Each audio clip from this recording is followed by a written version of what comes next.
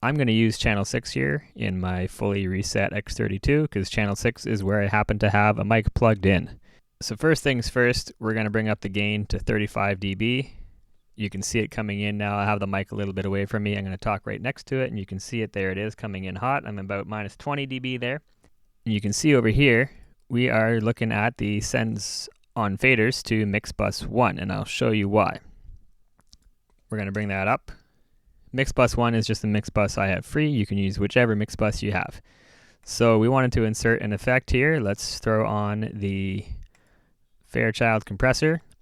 And just to make it very obvious when it's working, we're going to change the input gain to 0, and we're going to change the output gain so that it'll be basically clipping as soon as it kicks in.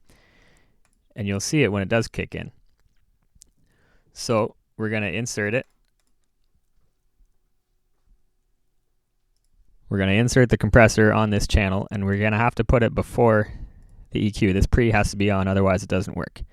So we're going to also bring our mix bus level up to 0 so that it's sending somewhere.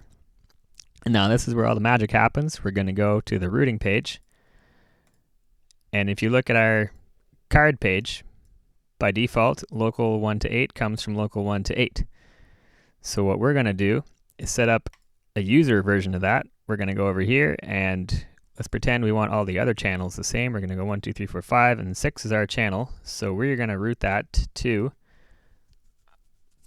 not local N1. Sorry, we're going to finish that up. We're going to go to our output, and then we're going to take that.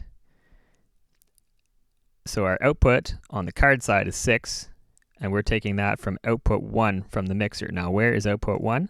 We go over to this page. We see it's mix bus 1. We're post fader. We can go here, change it to pre fader. We want that to be mix bus 1 because that's the mix bus we're working with, and that's on output 1. Now, the next step is we just created that user routing. So we have to activate that user routing. So we go over here, and our user out for 1 to 8 is now selected. Now let's pull up our DAW. We're going to switch devices. We're going to go to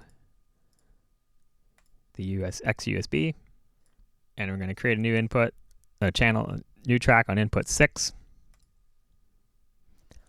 And now I'm going to hold this mic up to my mouth so you can see what it's doing. We're coming in nice and hot. We're clipping there.